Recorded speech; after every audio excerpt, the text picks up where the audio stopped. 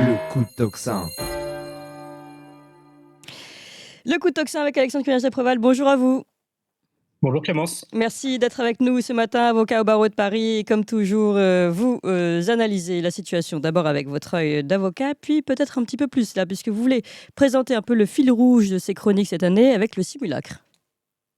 Exactement, c'est un sujet qui a émergé l'année dernière assez largement dans nos constats et constats partagés avec mon confrère Régis de Castelnau. Alors, c'est pas je prétends pas apprendre quoi que ce soit à quiconque aujourd'hui en disant que l'essence de la société médiatique d'aujourd'hui, c'est le simulacre, le faux, la simulation, le secret, etc., etc.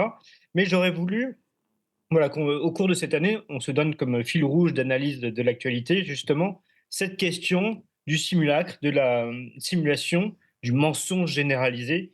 Et pour ça, je voudrais m'appuyer essentiellement sur la pensée de celui qui a le premier théorisé cette société du spectacle. Je veux bien entendu parler de Guy Debord. Quand je vous montre ce livre, là, c'est pas la société du spectacle, mais ce sont les commentaires que je recommande à vos auditeurs. C'est plus accessible que la société du spectacle elle-même, qui parfois est un peu difficile d'accès. Alors, je voudrais commencer par deux, trois citations. Je ne vais pas les faire trop longues pour vous expliquer rapidement ce que entend Guy Debord par société du spectacle et vous en donner quelques exemples. Et ensuite, on tirera ce fil tout au long de l'année. Très bien. Alors, Guy Debord nous dit, donc, dans ce livre que je vous citais, les commentaires sur la société du spectacle, qui date de 1967, donc c'est quand même assez. Il a bien Précurseur. vu les choses en avant. L'usage intensif du spectacle a rendu idéologue la majorité contemporaine, ou la majorité des contemporains. L'individu que cette pensée spectaculaire appauvrie a marqué en profondeur se place ainsi d'entrée de jeu au service de l'ordre établi. Il suivra pour l'essentiel le langage du spectacle, car c'est le seul qui lui est familier, celui dans lequel on lui a appris à parler. La disparition si rapide du vocabulaire préexistant n'est qu'un moment de cette opération, elle la sert. Euh, alors, vous voyez, ce que pense Debord, c'est l'omniprésence du spectacle. Et le problème de cette omniprésence, alors qu'on voit bien, hein, nous, avec la généralisation de la télévision, d'Internet, des réseaux sociaux, du téléphone portable, etc., etc. C'est-à-dire qu'on est baigné dans un monde médiatique qui fait qu'à la longue, même nous qui sommes, disons, des marginaux par rapport à Hmm. cette pensée Des résistants. des résistants, même nous, on pense avec les structures mentales du système. Donc il faut vraiment faire très attention à ça parce que, comme il dit, on a baigné dedans. Et c'est un bain idéologique, un bain de vocabulaire avec des façons de penser qu'on a implémentées en quelque sorte en nous. On est, pour reprendre quelque chose de commun, on est dans la matrice, si vous voulez. Hmm. On ne se rend même plus compte qu'on est manipulé. Alors certains s'en rendent compte, ici, à Toxin, etc. Et c'est pour ça qu'il faut aller un peu plus loin dans la définition. Debord nous dit la méthode du spectacle repose sur 5 points. Le renouvellement technique incessant. Là, on y est. Ça, Oui. c'est exactement ça. C'est-à-dire qu'il faut, vous voyez, le nouveau Apple, l'intelligence artificielle, etc. Parce que si la technique s'arrête à un moment donné, vous allez pouvoir la maîtriser. Et si Hmm. vous la maîtrisez, vous allez pouvoir la contester son évolution. Et ça, c'est typiquement quelque chose de totalitaire, c'est-à-dire le mouvement permanent. Ouais, c'est ça. Du coup, Mais c'est c'est eux qui aussi dictent le tempo et donc on n'a pas forcément le recul non plus. exactement. Et vous avez ça d'ailleurs très bien. C'est dit dans En Marche. Hmm. Oui. Marche, c'est ça. Ça veut dire dès qu'on s'arrête de bouger, on tombe. C'est comme la bicyclette. Et vous voyez bien que d'ailleurs Macron avait appelé son livre Révolution. Une révolution, c'est quelque chose qui tourne sans arrêt. Donc il ne faut jamais qu'il s'arrête parce que ça donnerait part à une analyse en profondeur. Hmm. Deuxième point que souligne Debord, c'est la fusion économico-étatique. Et ça, on y est. C'est ce que Charles Cave appelle le capitalisme de connivence. C'est-à-dire que les grandes structures d'État et les grandes structures économiques, la banque, les grandes industries, la finance, etc., ont totalement fusionné. Ce sont les mêmes, la presse évidemment, ce sont les mêmes milieux, ce sont les mêmes écoles, etc., etc. Ce qui permet qu'il n'y ait plus d'extériorité par rapport au système économique et au système politique. Troisième point, certainement le plus important, ce que Debord appelle le complément décisif au spectacle, c'est le secret généralisé. Alors là, je ne vais pas vous faire un dessin, hein. Macron, pareil, en est la meilleure illustration. Alors, je vais mettre de côté même l'affaire Brigitte, hein, mais prenez simplement l'opération Covid. Mmh.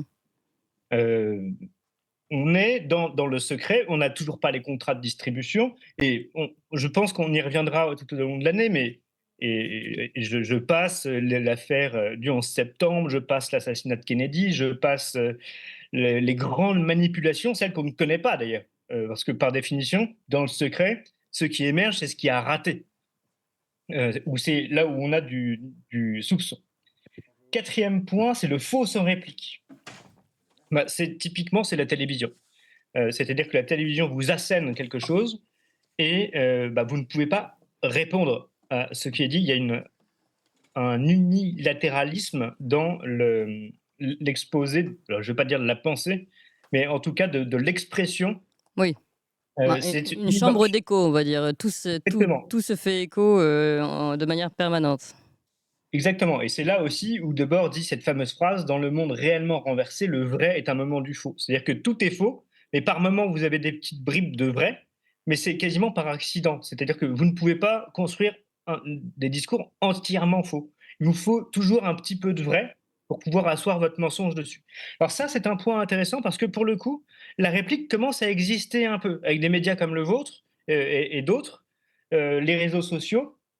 La réplique commence à exister. Et d'ailleurs, vous voyez que l'opération de censure généralisée, le DSA, etc., ça correspond à ce point-là. C'est-à-dire qu'ils veulent empêcher Twitter, X, Ah oui, etc., ils ah oui. veulent empêcher la réplique au faux. Donc ça, c'est un point très intéressant pour nous.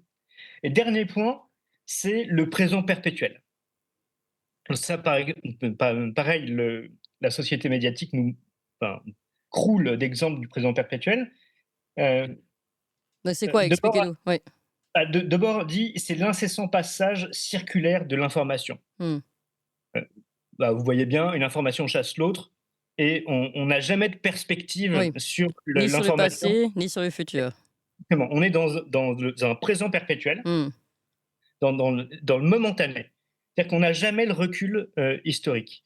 Alors, ça devient moins vrai parce qu'il y a pas mal de gens, notamment sur Internet, qui font par exemple, des compilations. On a vu ça pas mal pendant le Covid, où on voyait les contradictions d'une même personne, mais qui en 2 semaines, mais pouvait dire Oui, oui. radicalement une chose et son contraire. Oui. On voit ça chez les politiques également, mais simplement, on a l'impression que montrer même ces contradictions-là n'a aucun impact politique. C'est ça. Sauf que j'ai quand même un truc qui m'intéresse énormément et je crois que c'est aussi un point qu'on va devoir travailler cette année, c'est cette notion du populisme. Je crois que tout mouvement réellement populiste se doit de répliquer au spectacle, c'est-à-dire ne plus voilà, être dans cette réplique et aussi casser ce mouvement de présent perpétuel et rappeler le passif, le passé et le passif, comme disait Mitterrand. Euh, Rappeler le passif des autres. Et ça, pour moi, vraiment l'expression typique de ça, c'est Donald Trump. Le premier qui, en assumant le spectacle, parce que lui aussi c'est Ah un oui, homme de oui, ça c'est sûr. mais dénonce les fake news en face, c'est-à-dire c'est vous le faux, c'est pas moi le faux, et qui en plus va systématiquement rappeler d'où les gens viennent, ce qu'ils ont fait dans le passé, Mmh. etc. Donc utiliser une partie de la méthode spectaculaire pour casser quelques éléments de sa propre méthode et pouvoir espérer emporter le morceau au niveau politique. Vous voyez, je pense que là, il y a vraiment des points, et je pense que les équipes de Trump l'ont théorisé, ça. Alors, ils ne le disent pas comme ça, mais c'est vraiment ce qu'ils font, en tout cas, dans les actes. Et c'est d'ailleurs, à mon sens, quelque chose qu'on va devoir développer cette année, c'est qu'un authentique populisme, c'est un mouvement qui va tenter de casser ça, ce faux sans réplique, etc., pour vraiment affronter en frontal le système. Ce que Mmh. ne fait pas du tout, par exemple, le Rassemblement national. Oui, oui, On voit bah, ça, bien autre sujet.